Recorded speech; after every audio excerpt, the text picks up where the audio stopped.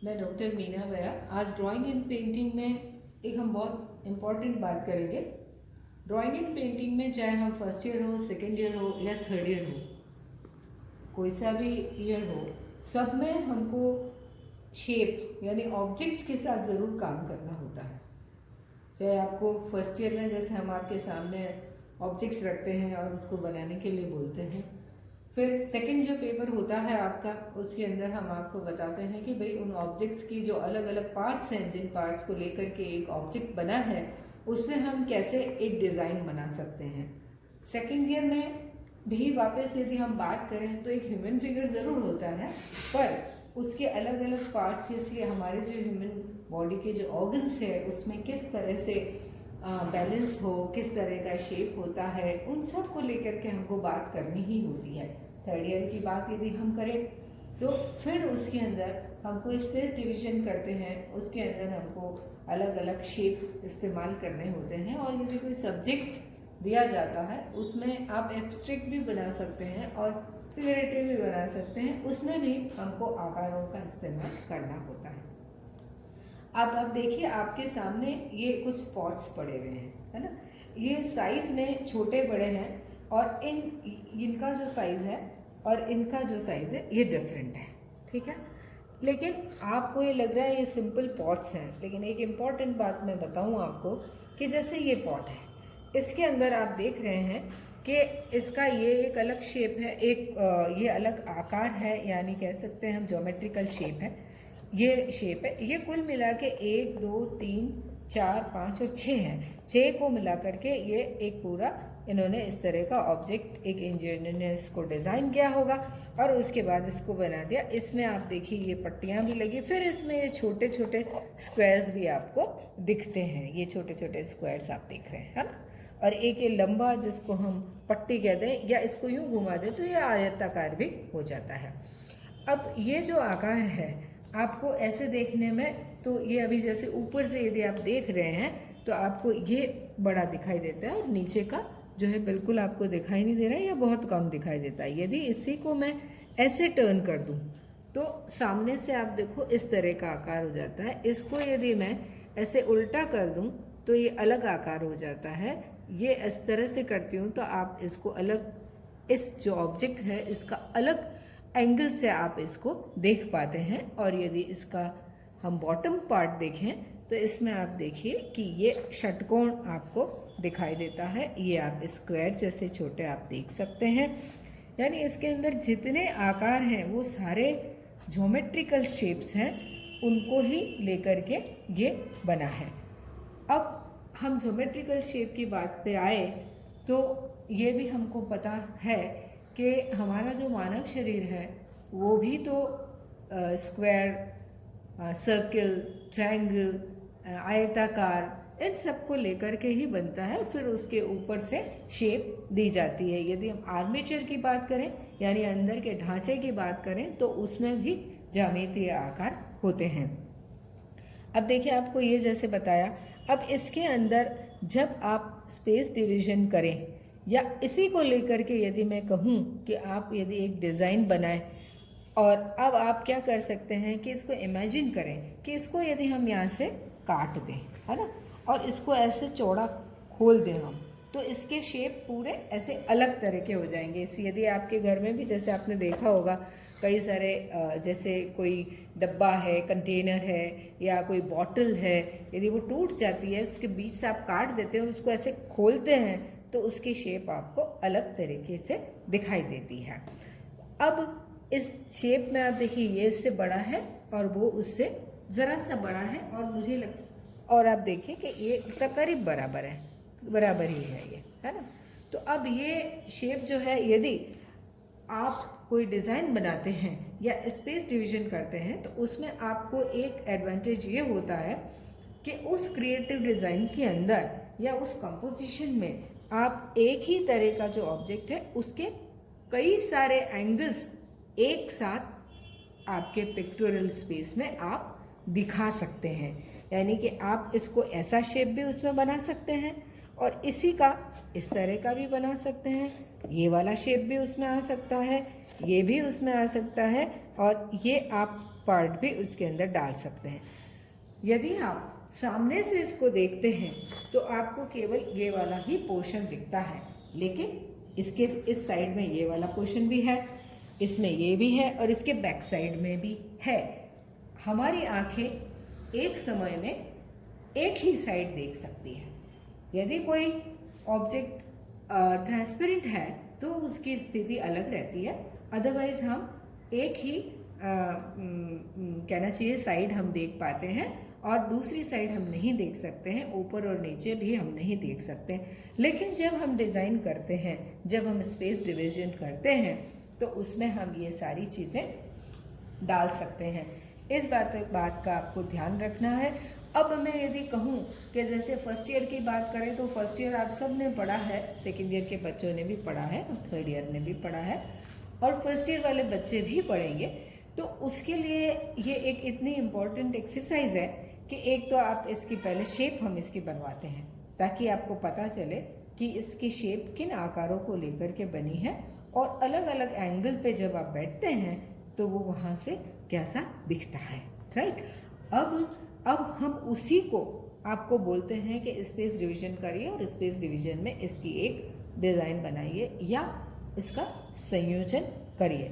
उस वक्त आपको इस चीज़ का यदि ज्ञान है कि ये नीचे से कैसा है, इधर साइड से कैसा है, उधर से कैसा दिख रहा है और ये सारे ही जो आकार हैं इनको आप एक साथ रख करके आप उस डिज़ाइन का निर्माण कर सकते हैं। अब कई बारी बोलते हैं कि स्टूडेंट्स जैसे क्वेश्चन करते हैं कि मैम ये इधर से तो हमको केवल ये ऐसा ही दिख रहा है, अब ये हम इसको ऐसा कैसे बनाएं, ये कैसे हो सकता है।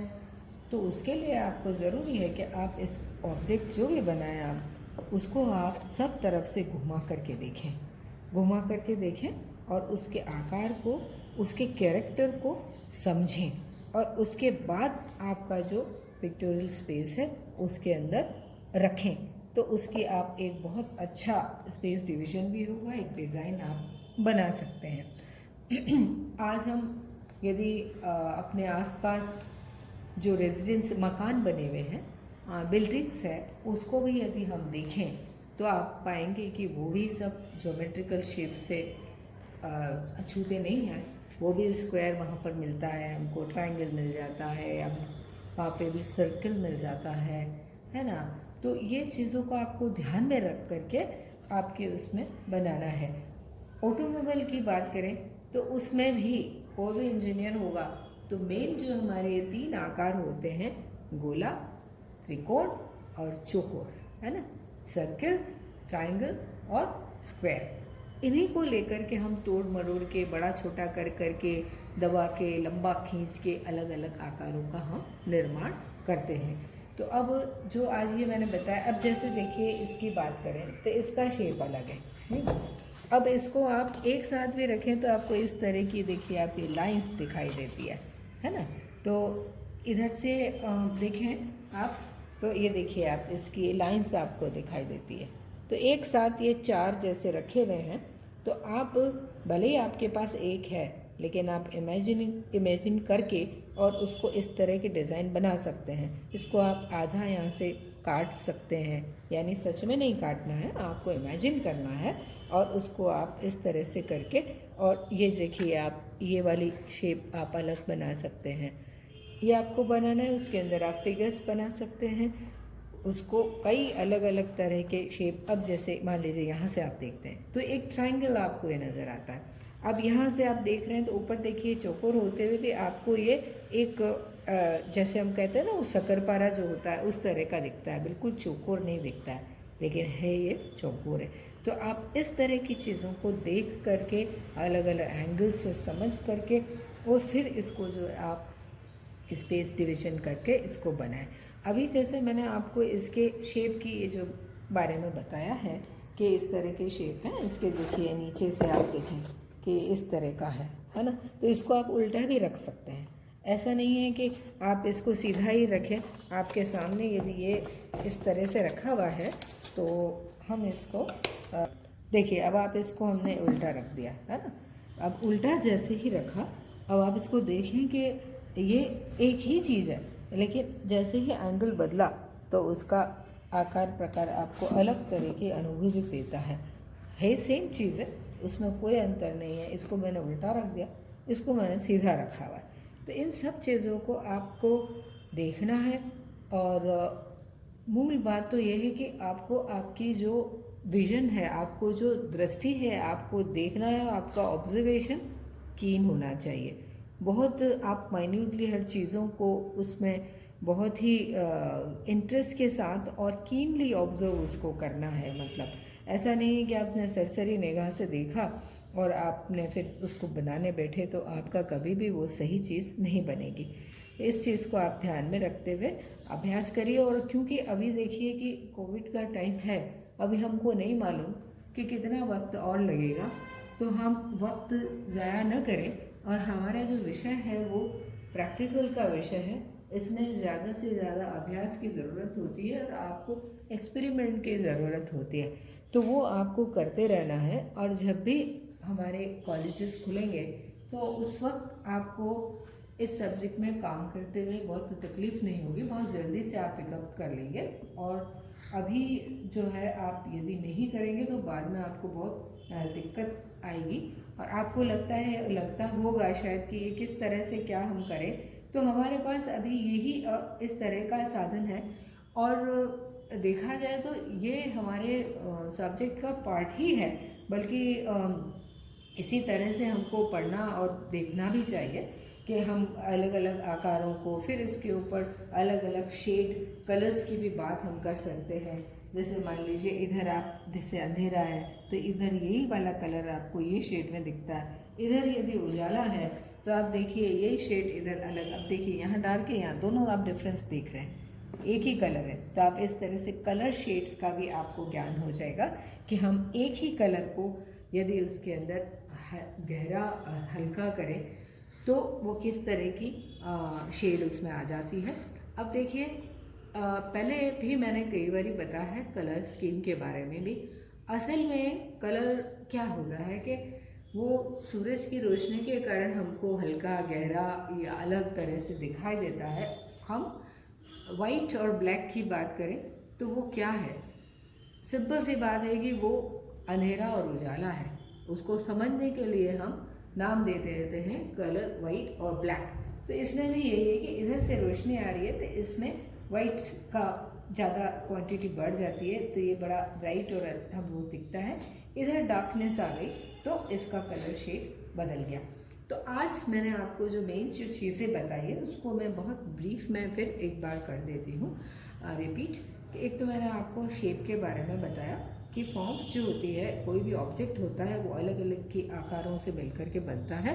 और उन आकारों को लेकर के हमको ज्ञान होना चाहिए कि किस तरह के आकारों को लेके एक फॉर्म बना है और उसको हम अलग अलग एंगल से देखें तो उसकी प्रकृति किस तरह से बदलती है वो एक ही चीज़ होने के बावजूद। और दूसरी मेन जो बात थी वो हमने कलर के साथ लाइट एंड शेड का जो एक गेम होता है, एक प्ले करता है लाइट उसके अंदर अपना जो एक पार्ट प्ले करता है, उसकी इम्पोर्टेंस मैंने बताई। तो आप इस तरह से अपना काम करें और उसको मुझे उसको व्हाट्सएप पे उसकी सूचना दें या फिर आप उसमें जा सकते हैं व्यू बॉक्स में जा कर के और अपनी अटेंडेंस जो है मार्क करवाने के लिए उसमें डाल सकते हैं। Thank you.